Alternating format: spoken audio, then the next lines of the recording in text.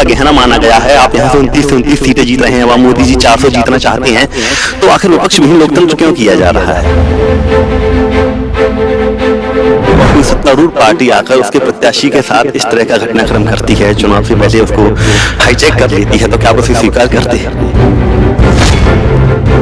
इसका प्रदेश अध्यक्ष जिस नगर में रहता हो और वो आदमी अपना खुद लड़ने को तैयार है, और बल्कि 84 से लेकर आज तक कांग्रेस 40 साल से कभी जीती नहीं है, वहाँ कोई किसको कोई हाईजैक कर लेगा।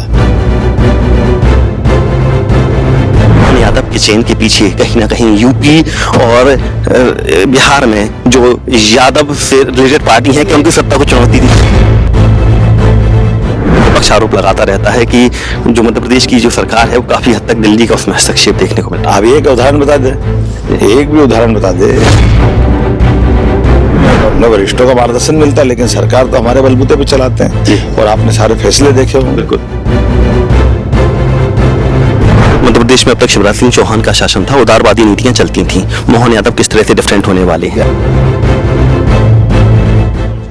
नमस्कार, पंजाब केसरी देख रहे हैं आप, और मैं हूं आपके साथ हेमंत चतुर्वेदी। और चुनाव दर चुनाव कवरेज में इस वक्त हम मौजूद हैं मध्य प्रदेश की राजनीति के अट्रैक्शन, यहाँ के मुख्यमंत्री डॉक्टर मोहन यादव जी के साथ में। यादव जी, आपका स्वागत है और बहुत शुक्रिया समय देने के लिए। सबसे पहले मैं आपका भी अभिनंदन करता हूँ। आज अक्षय तृतीया है, भगवान परशुराम जी का जन्म है, और इस अवसर पर परशुराम जयंती की भी बधाई।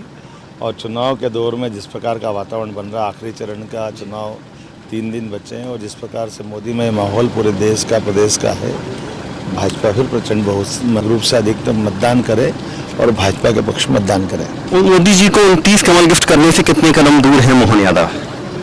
देखिए, माननीय मोदी जी ने इतना काम कर दिया है कि जनता उनको अत्यंत चाहती है। हमारा काम तो केवल इतना ही है कि केवल वोट ढंग से मतदान केंद्र तक डल जाए। जनता अपने आप मोदी जी को वोट दे रही है। और रंग खटोला खड़ा हुआ है, थोड़ी देर में निकलना है, जल्दी जल्दी अपने सवालों को आगे बढ़ाएंगे। सबसे बड़ा सवाल यहाँ पर यही निकल कर आ रहा है कि जो जनता भी पूछना चाहती है, लोग भी पूछना चाहते हैं, विपक्ष आरोप लगा रहा है कि विपक्ष को लोकतंत्र का गहना माना गया है। आप यहाँ से 29 सीटें जीत रहे हैं, वहाँ मोदी जी 400 जीतना चाहते हैं, तो आखिर विपक्ष विहीन लोकतंत्र क्यों किया जा रहा है? अब ये विपक्ष में अपने आप में झांक के देखे ना, भाजपा से सीखे।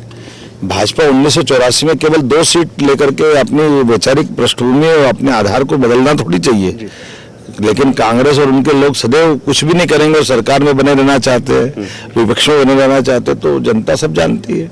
ठीक है, स्वाभाविक रूप से उसका असर आता है। स्वाभाविक रूप से उसका असर आता है। एक सवाल यहाँ पर ये, अभी इंदौर वाला घटनाक्रम, आपका तो क्षेत्र ही है, लगभग इंदौर से लगा हुआ, उज्जैन से लगा हुआ, हालांकि पूरा मध्य प्रदेश इस समय आपका क्षेत्र है, लेकिन इंदौर में घटनाक्रम हुआ है। फर्ज कीजिए कहीं आने वाले 5, 10 साल, 15 साल बाद विपक्ष, भाजपा थोड़ा कमजोर हो जाए और कोई सत्तारूढ़ पार्टी आकर उसके प्रत्याशी के साथ इस तरह का घटनाक्रम करती है, चुनाव से पहले उसको हाईजैक कर लेती है, तो क्या आप उसे स्वीकार करते हैं? ये कैसी बात कर रहे हैं? ये उल्टा चोर कोतवाल को डांटे।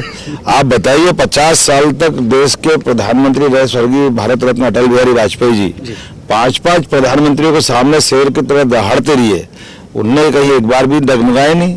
ये भाजपा का चरित्र 5 लोगों से शुरू हुई, दुनिया की सबसे बड़ी पार्टी बनी अगर भाजपा। ऐसे में जिस कांग्रेस का प्रदेश अध्यक्ष जिस नगर में रहता हो और वो आदमी अपना खुद लड़ने को तैयार है, और बल्कि 84 से लेकर आज तक कांग्रेस 40 साल से कभी जीती नहीं है, वहाँ कोई किसको कोई हाईजैक कर लेगा। झूठ बोलती कांग्रेस और कांग्रेस के लोग। वो उस प्रत्याशी ने खुल करके बोला कि मेरे से पूछे ही नहीं, मेरे को टिकट दे दी, और अगर टिकट दे दी तो उसकी कीमत कांग्रेस को चुकानी पड़ी। वो करे गलती और हम पे सिर पे लाए, ये तो कभी देखा ही नहीं हमने, ऐसा तो कभी हुआ नहीं। अब बताइए खजुराहो में क्या हुआ?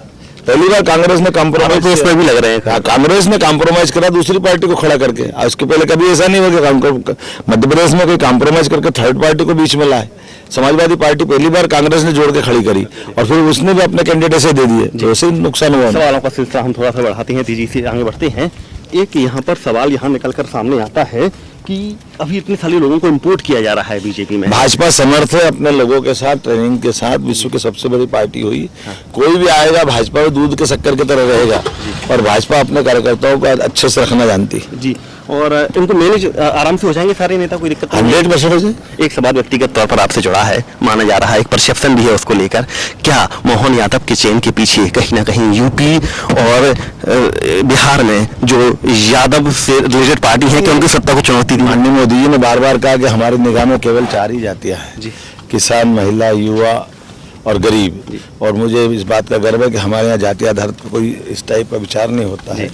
और ऐसे में हर जगह भाजपा के झंडे को लेके जाने के लिए मैं अपने मन में, और हर कार्यकर्ता अपने आप गौरव मानता है, स्वाभाविक रूप से इस भाव को। मोहन यादव ने दिल कैसे जीता? 10वां साल चल रहा है, तो हम सब काम करने वाले लोग, पार्टी वर्षों तक सबको वापरती देखती। अंतिम एक दो सवाल और मैं आपसे पूछना चाहूंगा कि सबसे मतलब ये प्रशासन इसको लेकर भी कायम है, विपक्ष आरोप लगाता रहता है कि जो मध्य प्रदेश की जो सरकार है वो काफी हद तक दिल्ली का उसमें हस्तक्षेप देखने को मिलता है। अब एक उदाहरण बता दे, एक भी उदाहरण बता दे।